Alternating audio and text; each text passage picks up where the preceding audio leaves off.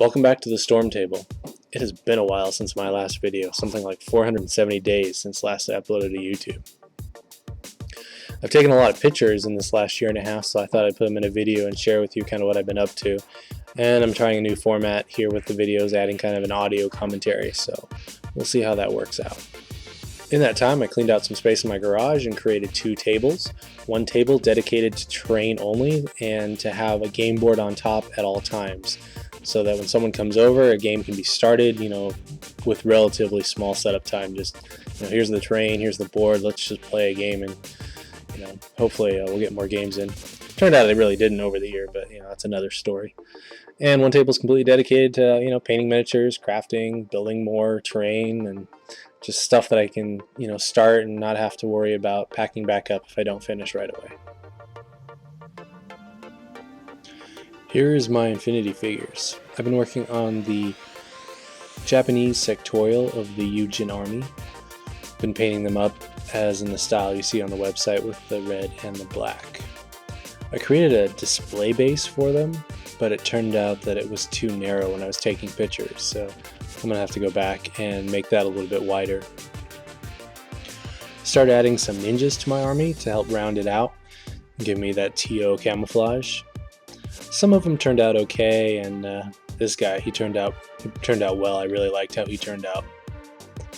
And to round it off, Oyori, one of my favorite tags in the line of Infinity right now, and he's amazing. He was hard to paint, but he was a lot of fun.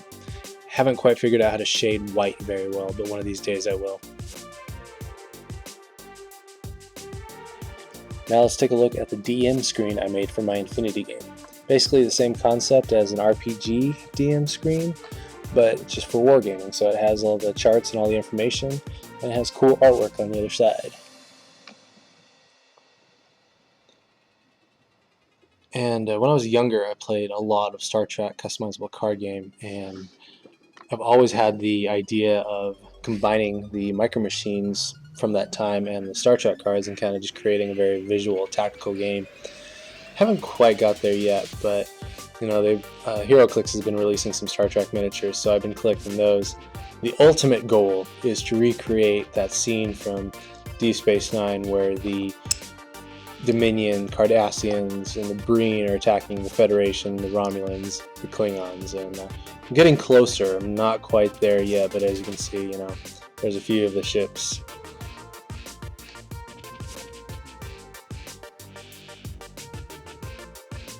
Clan War. Oh, I love this game. This is the game that got me into wargaming. I love painting the figures.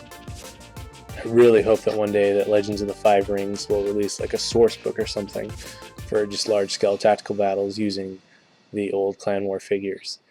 And you can still find so many great deals on eBay of these figures.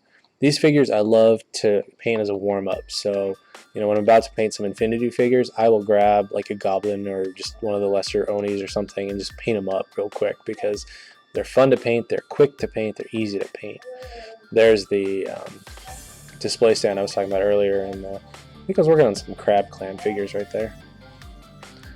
I've been watching a lot of Babylon 5 lately, and so I just picked up some some ships for the fun of it, and it's kind of fun to paint. Just you don't always have to paint stuff. It doesn't have to have a game attached to it. You can just paint it for fun.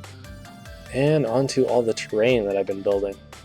I love building terrain, and I painted up VTOL, and it turned out okay. It didn't turn out great, but I was working on kind of a Yujin industrial sector building, and I wanted something on top to kind of display it, but I always have a problem working out scale for some reason.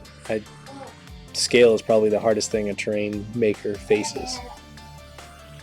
My brother and I are working on a table for his place, and it's inspired by War Machine.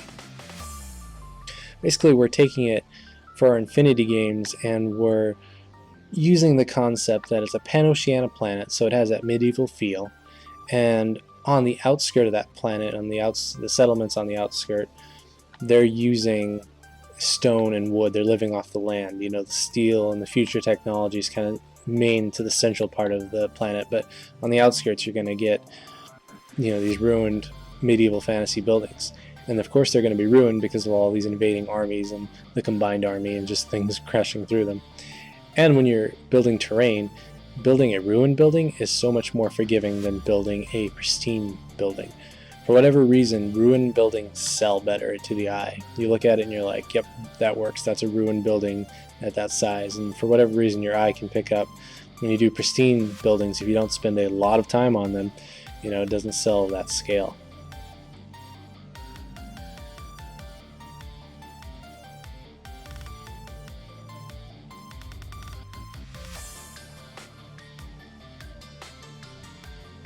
Here's a little mine entrance I made, or basically like the back entrance to a mine, large enough that a little mine car could fit through, but that was about it. A lot of the time, I'm just, at the end of the day, I'm getting relaxed and I want to build some terrain. I'll just start gluing sticks together and see what comes up. And in this case, I made a little Tesla drop-off point. This is where the mine car ends, and they unload the Tesla onto flying hovercraft or ships or whatever, drop ships or something.